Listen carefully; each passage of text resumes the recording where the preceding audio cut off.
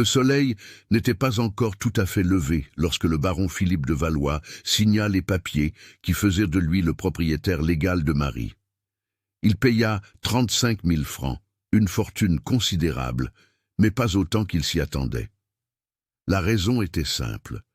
Bien que Marie fût singulière, ses cheveux blonds tombant jusqu'à la taille et sa peau claire semant le doute sur ses origines, elle avait la réputation d'être difficile. Aucun maître n'avait réussi à la garder plus de 6 mois. Ce que le baron de Valois ignorait, c'est que dès le lendemain de cet achat, sa vie et celle de Marie allaient changer d'une manière que personne n'aurait pu prévoir. Cette histoire, inspirée de récits historiques de la France du Second Empire, vous montrera que le destin réserve parfois des surprises qui transforment tout.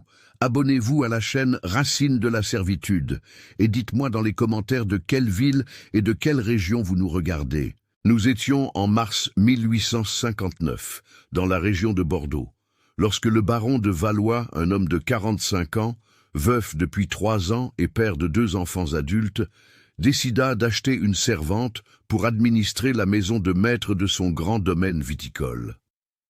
Son ancienne gouvernante était décédée d'une pneumonie l'hiver précédent et depuis, la demeure était en plein désarroi. Marie avait 32 ans et une histoire que peu de gens connaissaient entièrement. Fille d'une servante asservie à la peau claire et d'un commerçant allemand qui était passé dans la région pour ne jamais y revenir, Marie était née avec des traits qui attiraient tous les regards.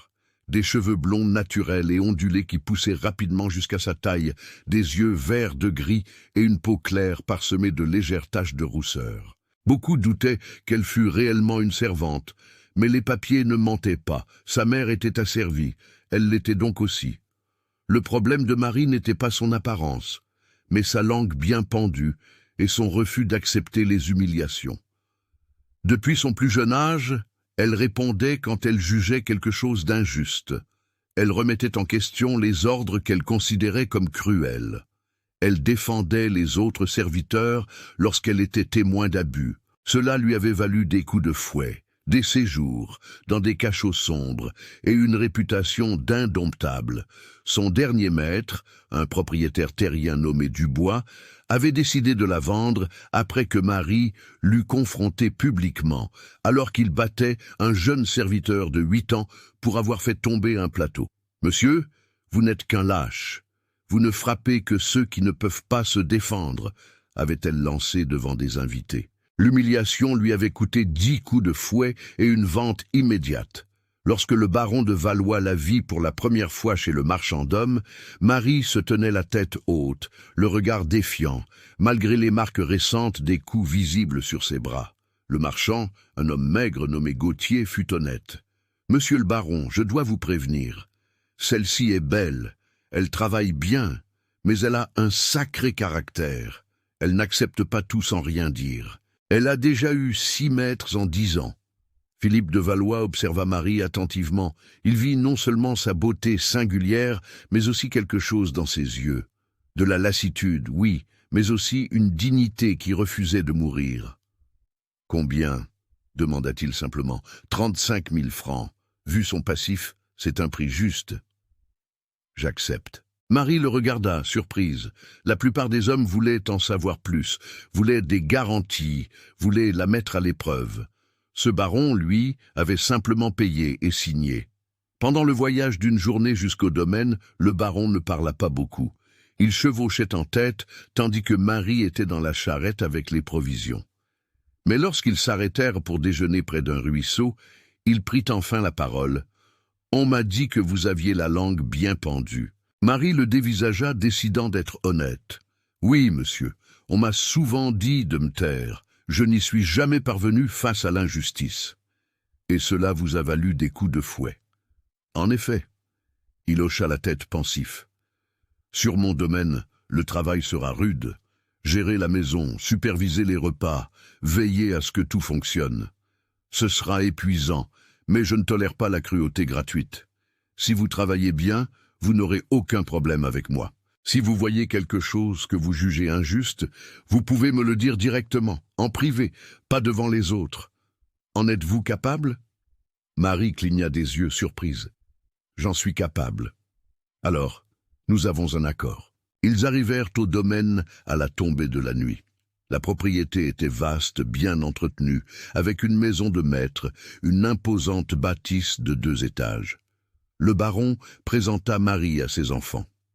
Antoine, 22 ans, qui gérait une partie du domaine, et Cécile, 19 ans, qui s'occupait des affaires sociales de la famille. Cécile toisa Marie de haut en bas avec méfiance. « Père, elle est bien jeune, et avec cette apparence, les gens vont jaser.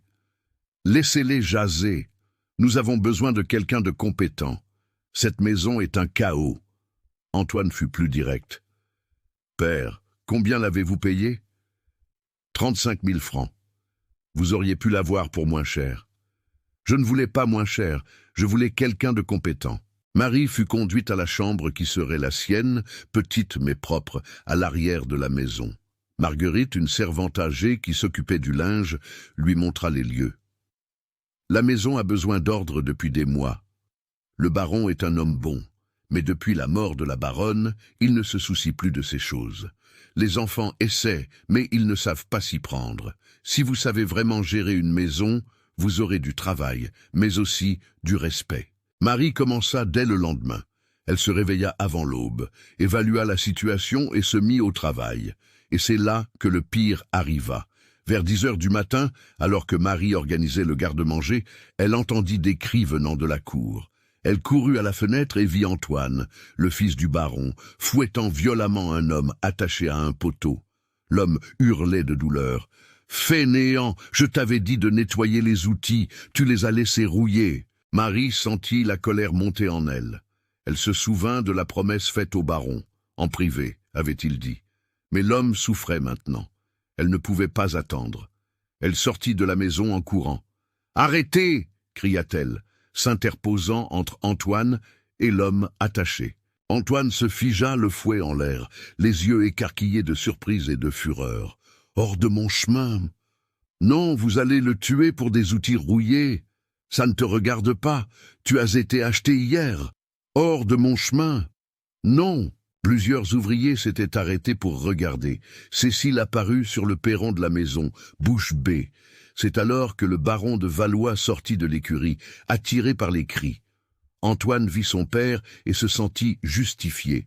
« Père, cette servante me manque de respect devant tout le monde. Je vous demande de la corriger sur-le-champ. » Le baron s'approcha lentement, regarda l'homme attaché et ensanglanté, regarda Antoine, rouge de colère, puis Marie, tendue, mais ferme. « Antoine, quelle a été sa faute? Il a laissé rouiller les outils des vignes. Pure paresse. » Le baron se tourna vers l'homme. « Est-ce vrai ?» L'homme, un certain Benoît, âgé d'une 50aine d'années, parla avec difficulté. « Monsieur le baron, j'ai essayé de les nettoyer, mais il a plu 3 jours de suite. Je n'avais nulle part où les ranger correctement. Le toit de la grange est percé. » Le baron se tourna vers son fils. « Le toit est percé. Il l'est, mais ce n'est pas une excuse pour... C'est une excuse suffisante. Tu le fouettes pour un problème d'entretien qui est de notre responsabilité, pas de la sienne. Détache-le. Père, détache-le maintenant. » Antoine, furieux mais obéissant, détacha Benoît. Puis il désigna Marie. « Et elle m'a manqué de respect devant tout le monde. J'exige qu'elle soit punie. » Le baron regarda Marie. « Pourquoi êtes-vous intervenu ? » « Parce que vous m'avez dit que vous ne tolériez pas la cruauté gratuite. J'ai vu de la cruauté gratuite. Je vous ai aussi dit de m'en parler en privé. » « C'est vrai, mais il n'y avait pas le temps. Monsieur Antoine allait le tuer. »« Pas du tout, » protesta Antoine. Philippe de Valois soupira. « Marie, vous avez raison sur le fond, mais tort sur la forme. Devant tout le monde, vous avez humilié mon fils. Antoine, tu as eu tort de fouetter un homme pour quelque chose qui n'était pas de sa faute. » Il se tourna vers tous les présents. « Retournez au travail. Antoine, viens avec moi. Marie, vous aussi. » Dans le bureau, la tension était palpable. Antoine était furieux.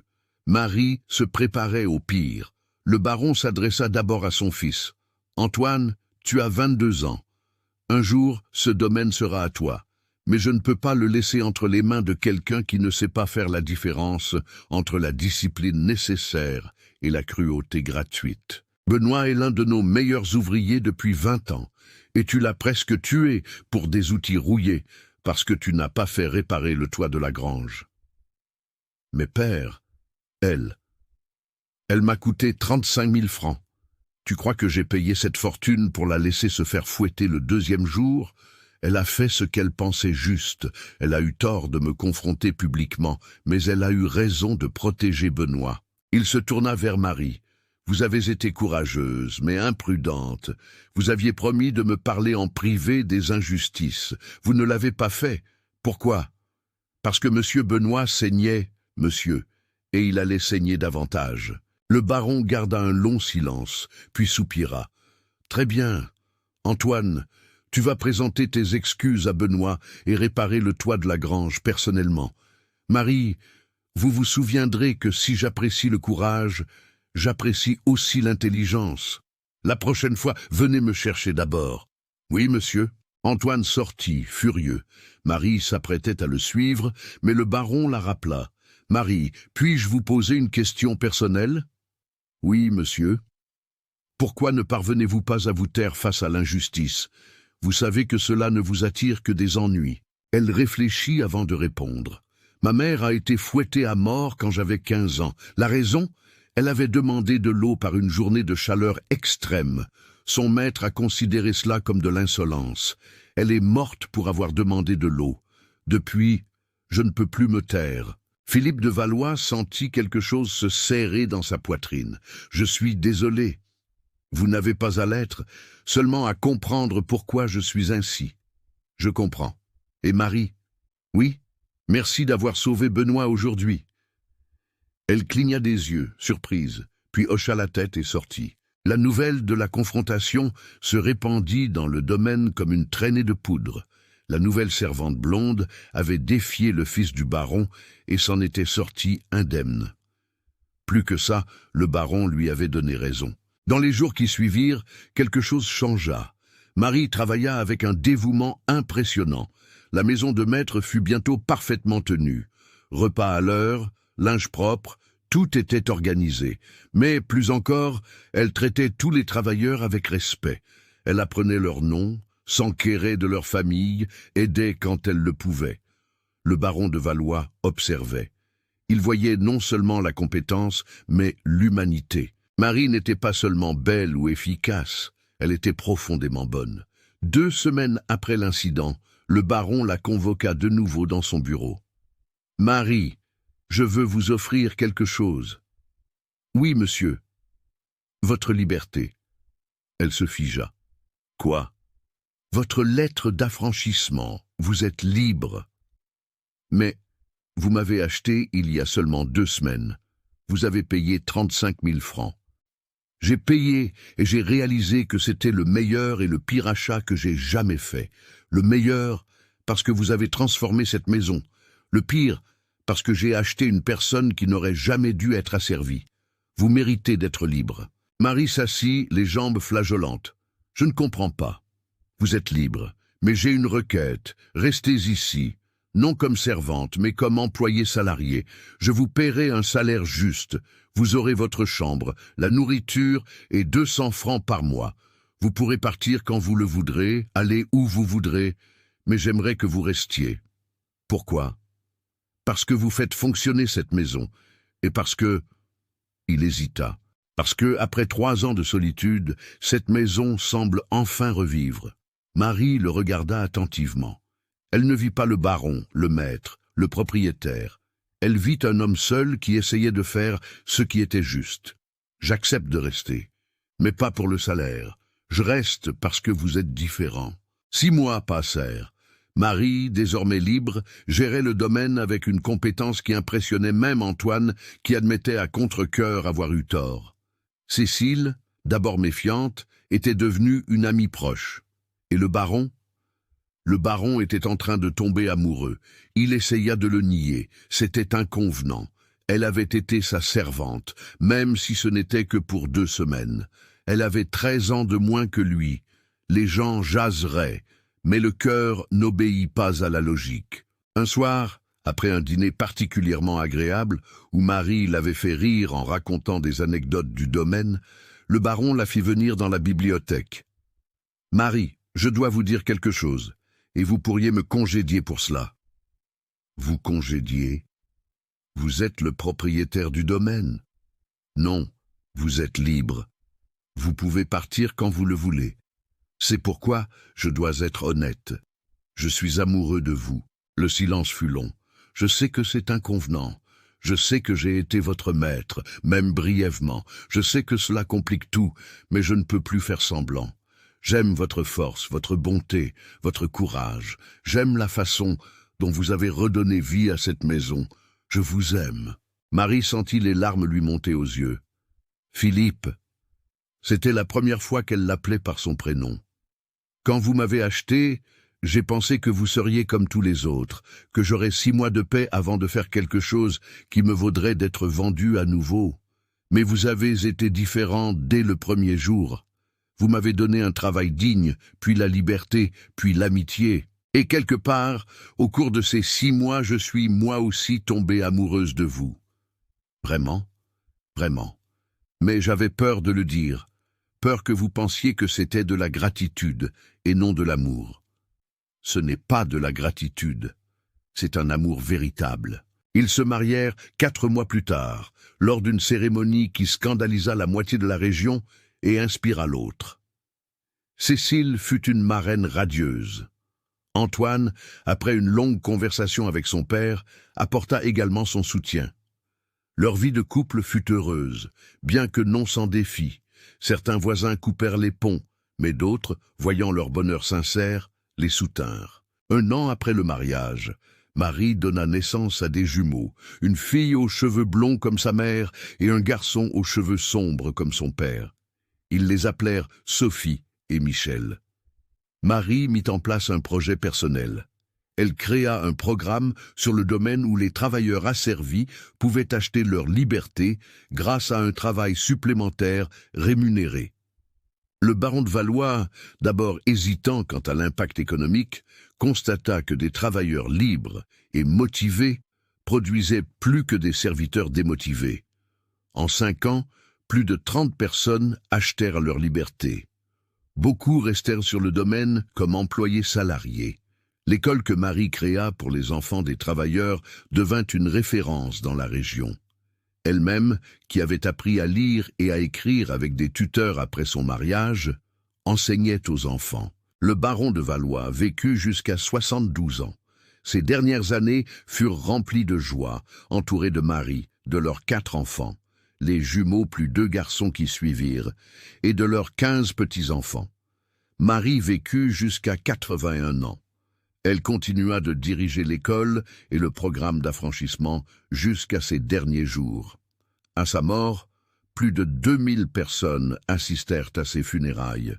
Des centaines d'entre elles étaient des personnes qu'elle avait aidées à libérer. L'école qu'elle a fondée existe encore aujourd'hui, plus de 160 ans plus tard.